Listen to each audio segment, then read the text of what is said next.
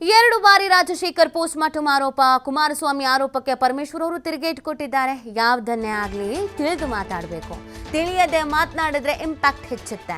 ಈಗಾಗಲೇ ವೈದ್ಯರು ಎರಡು ಬಾರಿ ಮಾಡಿಲ್ಲ ಅಂತ ಹೇಳಿಬಿಟ್ಟಿದ್ದಾರೆ. ಇದನ್ನ ನಾಯಕರು ನೋಡಿದೀರಾ ಅಂತ ಪರಮೇಶ್ವರ್ ಅವರು ಪ್ರಶ್ನೆಯನ್ನ ಕೇಳ್ತಾ ಇದ್ದಾರೆ. ಯಾರು ಹಪ್ಪಿಸಿದ್ರೋ ಎಲ್ಲಿಂದ ಹಪ್ತೋ ಗೊತ್ತಿಲ್ಲ, ಎರಡೆರಡು ಬಾರಿ ಅಂತ. ಅದಕ್ಕೆ ಪರಮೇಶ್ವರ್ ಅವರು ತಿಳಿದು ಮಾತಾಡಿ ಅಂತ ಹೇಳ್ತಿದ್ದಾರೆ. ಯಾವುದನ್ನು ಕೂಡ ನಾವು ತಿಳಿದು ಮಾತಾಡಬೇಕು.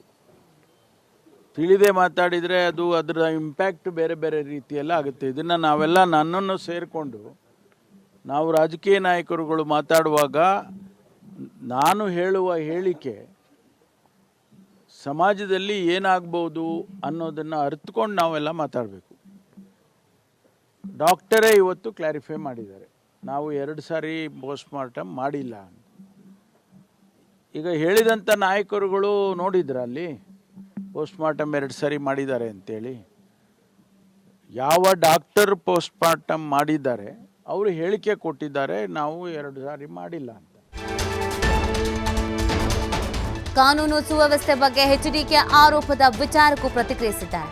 ನಾನು ಗೃಹ ಸಚಿವನಾಗಿ ಹೇಳ್ತೇನೆ, ಯಾವ ಸಂದರ್ಭದಲ್ಲಿ ಏನು ಮಾಡಬೇಕು, ಏನು ತೀರ್ಮಾನ ಮಾಡಬೇಕು ಅಂತ ಗೊತ್ತಿದೆ. ನನಗೂ ಅಪಾರ ಅನುಭವ ಅನ್ನೋದು ಇದೆ. ಒಂದು ಘಟನೆ ಆಧಾರದ ಮೇಲೆ ಸರ್ಟಿಫಿಕೇಟ್ ಕೊಡೋದಲ್ಲ ಅಂತ ಎಚ್.ಡಿ. ಕುಮಾರಸ್ವಾಮಿ ಆರೋಪವನ್ನು ತಳ್ಳಿ ಹಾಕಿದ್ದಾರೆ ಪರಮೇಶ್ವರ್ ಅವರು.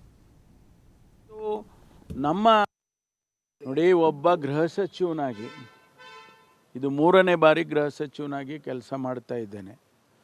ಯಾವ ಸಂದರ್ಭದಲ್ಲಿ ಏನು ತೀರ್ಮಾನ ತಗೋಬೇಕು, ಕಠಿಣವಾದಂಥ ತೀರ್ಮಾನ ಯಾವಾಗ ತಗೋಬೇಕು, ಮತ್ತು ನಮ್ಮ ರಾಜ್ಯದ ಕಾನೂನು ವ್ಯವಸ್ಥೆಯ ದೃಷ್ಟಿಯಿಂದ ಏನೆಲ್ಲ ತೀರ್ಮಾನ ತಗೋಬೇಕು ಅನ್ನುವ ಅರಿವು ನನಗಿದೆ.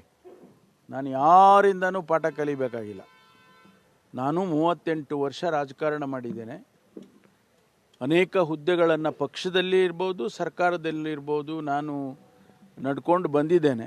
ನನ್ನ ದಾರಿ 38 ವರ್ಷ ದಾರಿಯಲ್ಲಿ ನಡೆದಿದ್ದೇನೆ. ನನಗನ್ಸುತ್ತೆ ನನಗೆ ಕೂಡ ಅಪಾರವಾದ ಅನುಭವ ಇದೆ ಅಂತ.